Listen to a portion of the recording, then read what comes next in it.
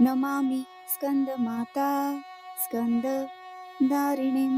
समग्रतत्त्वसागर रमपारपार गहरां शिवप्रभा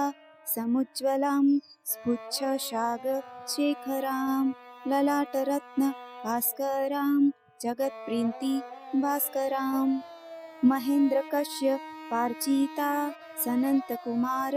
प्रस्तुतमां सुरारेन्द्र वन्दिता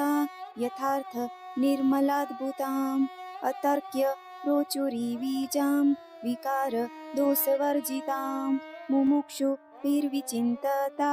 विशेष तत्त्वमुचितां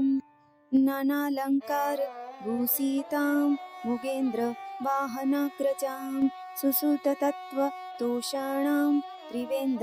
मारभूषतां सुधार्मिकौपकारिणी सुरेन्द्र कोरिगातिनीं शुभां पुष्पमालिनी सुवर्णकल्पशाकिनीं तमोन्धकारयामिनी शिवस्वभावकामिनीं सहस्रसूर्यराजिका धनञ्जयोगकारिकां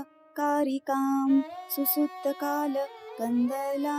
सुभङ्गवृन्दमज्जुलां प्रयाजिनी प्रजावती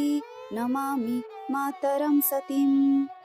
स्वकर्मकारिणी गति